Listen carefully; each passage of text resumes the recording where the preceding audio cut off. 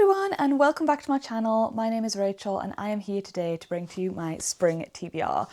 Now this TBR is a little bit ambitious, I think. I am very much a seasonal reader, I'm very much a mood reader. I like to fit my books in terms of vibes and aesthetics and content to the seasons that I'm in.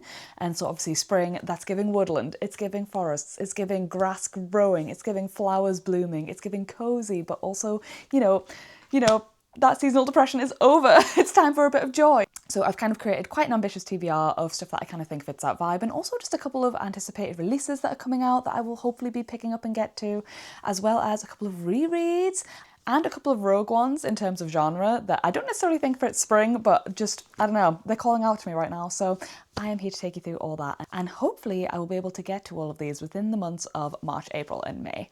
I've always considered myself more of an autumn-winter girly, but honestly, this spring, I don't know why, I've been seeing the snowdrops, the daffodils peeking through. I am ready for it. I'm here to feel the sun on my face again and get a little bit of warmth back in my life. I think because we've had such a disappointing winter as well. Like, I love a snowy winter, and so when we get nothing, it's really a little bit grim and it's just rain every day. So in the UK, I am very excited for this spring, and maybe also to get a bit of gardening done as well.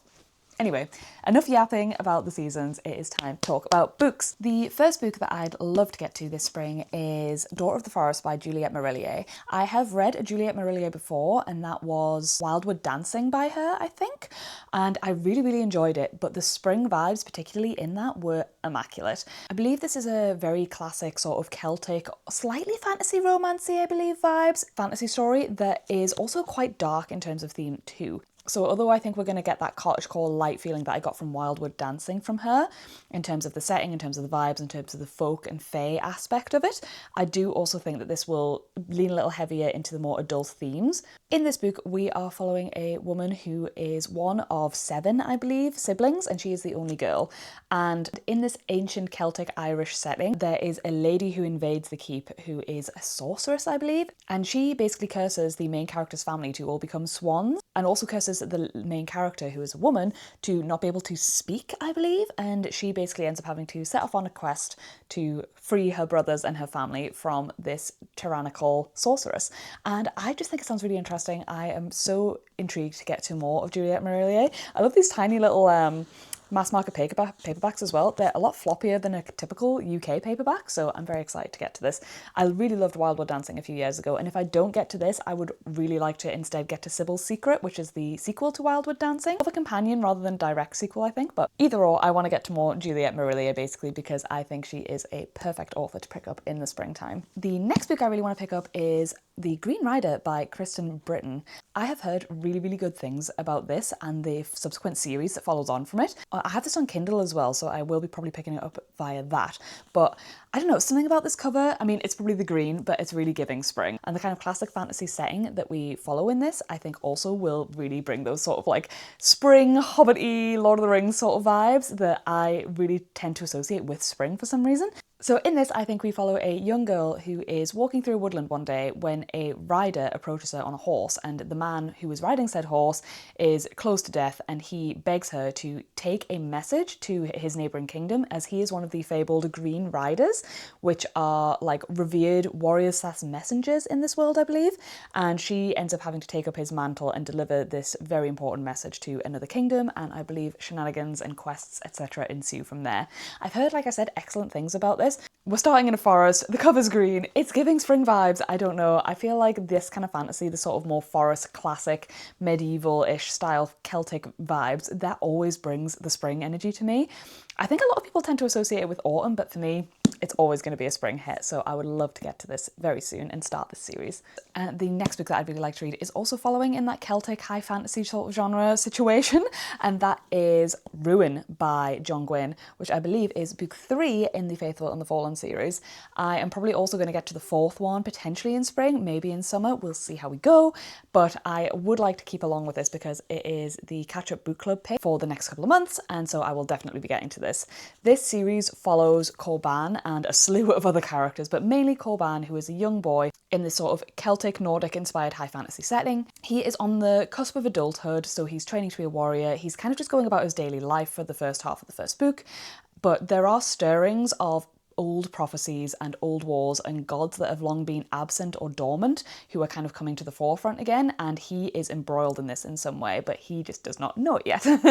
And John Gwynne is absolutely fantastic at writing battle sequences. He's really good at, once the momentum is going, having it sort of spiral in a way that just keeps you hooked and keeps you wanting to flip through the pages. So yes, I really enjoyed the second book, which I read recently, and I'm very excited to get to the third one. The first one is very slow and it is very much a setup, but I think once you get past that and if you get towards the end and you find you're enjoying the ending, you will probably like the subsequent books as well, from my experience so far. The next book I want to read is actually a cozy fantasy, and that is The Spell Shop by Sarah Beth Durst. Now, I believe this follows a woman who is working at a library. She has a spider plant, I think, that is sentient, and she ends up having to flee because her library gets burnt down. So she moves to this little village, and in this little village, I think she basically just sets up a jam shop. She is gifted with magical abilities, which I think are, if not outlawed, then at least frowned upon within this society. But to get her magic and her help out to this village and start to like integrate herself as well as help the local villagers and people, she ends up, like I said, selling and making magical jams, which I just think sounds so cute. And also I think a romance obviously ensues from there. I've heard really, really good things about this, and the sort of sequel / companion novel comes out very soon, and I would like to know whether I should pick it up before I actually go out and purchase it, because I do think I'm going to really like this. You may have heard me talk about this before, but cozy fantasy / fantasy romance leaning stuff can be a little bit hit or miss for me. I think sometimes for me, if there isn't enough substance to the book, then I do get quite turned off by it. Like, it can't just ride on vibes alone or your own real life experience. Like, you have to make that experience for me. You have to bring the cozy vibes to the page, not just in the writing and the writing style, but also in the plot and the story and the way the characters interact with each other. Like, it all has to fit. You can't just like have me follow the most dull as ditchwater characters in a cozy setting and then have it be cozy. That does not bring the cozy vibes for me. Like, everything needs to fit together. And I do need, like I said, a little bit of substance with my cozy fantasy. So hopefully this will bring that. I have heard good things, like I said, from a lot of people who seem to like the same cozy fantasies as me. So fingers crossed this will be a hit. And obviously this is also the most like spring-ass cover I've ever seen. Like, I really feel like this one's gonna slap. The last sort of fantasy adjacent story I've got on the list here is Blood Over Bright Haven by L. Wang. Now, I have read The Sword of Kaigan by this author, and it is one of my all-time favourite books. I absolutely love it. Read it if you have not. I swear to God, it is incredible. So I have been really, really highly anticipating and wanting to get to this for so long. So long, in fact, that I actually have the traditionally indie published one that now no longer exists because it got picked up by a traditional publisher pretty much immediately. So yes, I will definitely be getting to this, I hope. It is more dark academia, I think, than like a true high fantasy. And if it's anything like The Sword of Kaigan, it's going to discuss really interesting political systems and setups. It's going to have discussions on probably race and class and equality and sexism and misogyny. Like, they really do just slap with all of their themings and messaging throughout these, and I cannot wait to pick this one up because I've heard it's dark, I've heard it's atmospheric, I've heard it pulls you in straight away. But basically we are following an academic who is in a sort of magical utopia. It's never actually a utopia, is it? It's always a dystopia, but she is the only scholar who is allowed to take a certain direction in her work just because she's a woman, effectively. And she is on a sort of quest and mission to prove this, but she's also been set up to fail, I believe. And I think we just follow her uncovering all the horrible, nasty underbellies of this academic setting and of this world. And I am really, really excited to get to it. Like I said, The Sword of Kaigan is one of my favourite books ever, and I just know they're not going to disappoint. I know this one's going to hit. I feel like I've been putting it off for so long because I had such high expectations for it because I love The Sword of Kaigan so much, but now I've seen more reviews coming out and now that it's actually getting more hyped, I'm feeling like, right, okay, I know I'm gonna love it. I know I'm gonna love it. I just need to get to it. I need to suck it up and just get to it. The next book I want to read, or actually 3 books I want to read, are the Hunger Games series. This is a very, very shiny edition that I have here, but I actually want to reread all 3 of the Hunger Games in preparation for Sunrise on the Reaping that comes out very soon. When I first read these, I was so desperate to get a book from Hamish's perspective about Hamish's games because that was one of the most fascinating sections of the entire series for me when we found out that little snippet about his games. So I am beyond excited. Obviously, Sunrise on the Reaping will also be on this list, theoretically. If you don't know what the Hunger Games is, again, I'm pretty sure almost everyone watching this will know, but we are following Katniss Everdeen, and she lives in a dystopian society where children every year are reaped from a pool in her district, and two are selected, one boy and one girl, to go and fight to the death in a sort of brutal, bloody trial situation. Usually, typically, the more highly financed districts will win, but she ends up volunteering as her very young sister ends up getting selected, and she actually has hunting skills herself. So she is like, right, I'm not gonna let my little sister get killed, let's sacrifice myself. She doesn't actually expect to win, but she does have these skills that are very appropriate for this sort of situation, and you know, it goes from there. It's very much a critique on capitalism, it's very much a critique on the Iraq War, which was what it was originally inspired by, and America as a whole, to be honest. So I feel like it's very appropriate for now, and I can't wait to see what she does for Sunrise on the Reaping as well, because she always has a message. She doesn't write unless there's something to say, and I trust Miss Susie C to deliver with Sunrise on the Reaping. I really hope these hold up as well, because it's actually been probably about like 15 years since I read these originally, so I am very excited to give them a revisit. Next up, I have a couple of sci-fi books that I really want to get to. So the first is A Long Way to a Small Angry Planet by Becky Chambers. I recently read the Monk and Robot duology, which are a series of novellas by the same author, and I absolutely fell in love. I fell in love with their writing. I loved their messaging. It was just, it was an absolutely fantastic time. I loved them. And I've had this on my TBR for so long, and I've just put it off for ages because I've just always been like, I don't know whether I'm going to like it. I don't know whether I'm feeling about it. I need to get to this immediately after reading those. I absolutely love them.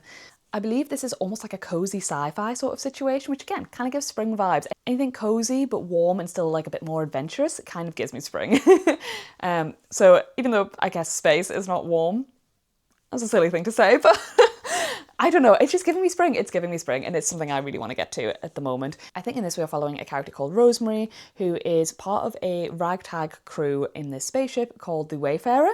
And I believe they are basically sent off into space to do some sort of menial task. And this group of people are very different, I believe. They're very eclectic, and you just kind of get to see the more interpersonal dynamics between the characters. It's not so much like an action-packed space opera sci-fi, from what I've heard. It is very much more close-knit and cozy, and just like playing on the relationships of the people and thinking about what, you know, traveling through space can mean to a person, do to a person, and all the sort of existential things that come with that. So yes, I am very excited to get to this, and if I love it, I will probably also be continuing with the series this spring too. The next book is also a sci-fi, and it is one that I picked up very recently, and that is How to Lose a Time War by Amal El Motair. I think I pronounced that wrong, so I'm very sorry, but I am really, really excited for this. This is just a skinny little novella, so it really shouldn't take me too long, but I have heard excellent things about this. I have always been a little bit hesitant because I know the writing style hasn't been for everyone when I've seen it, because it is very weird and very unusual, but I think I'm getting more and more into sort of weird lit and weird writing styles, and so I feel like this is a nice place to kind of dip my toes in a little bit more, especially with it being sci-fi, which is a lot closer to the sort of weird fantasy, weird stuff that I like already, and slightly further away from the book that I'm about to talk about next, which I'm also very excited for, but we'll see if I like it or not.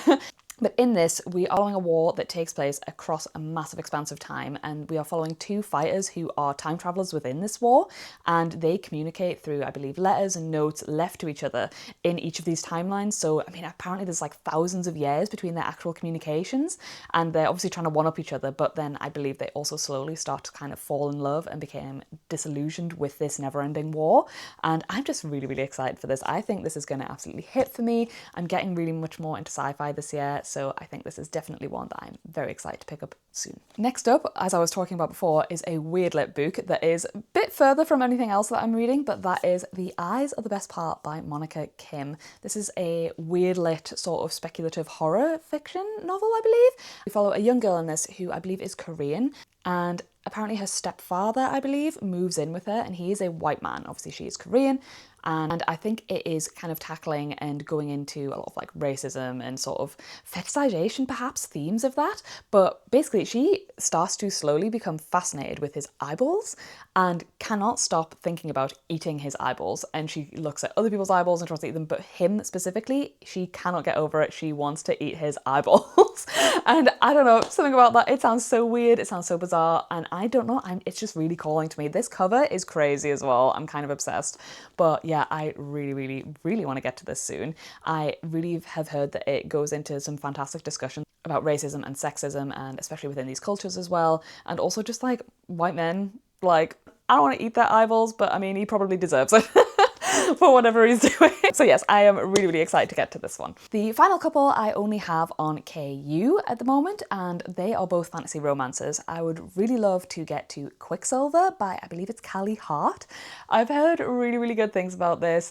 The second one, I believe, comes out sometime this year as well. And I don't know, I have absolutely no idea what this is about. I'm pretty sure it's a fairy romance. Sometimes I just really need like a light-hearted, fly through it, smutty fantasy romance to just kind of pick up my reading again and just get me really engaged. And I don't know, this one has just been calling to me for a while. I've heard really good things. Me and one of my friends who I know in real life have both been discussing reading it soon, so maybe we can do like a little buddy read. That would be very fun, I think. And the other one is also in a similar vein, is Spark of the Everflame, and I also think this is a fairy romance. Both of these two I don't know too much about. To be honest, I don't really like to go into fantasy romances knowing that much about them or reading the synopsis, because I think for me fantasy romances tend to have a lot of the same tropes and follow the same sort of plots anyway, so I just like to go into them and just vibe. Like, they are pure vibe books to me. I just love them for a good, quick, fun, smutty time.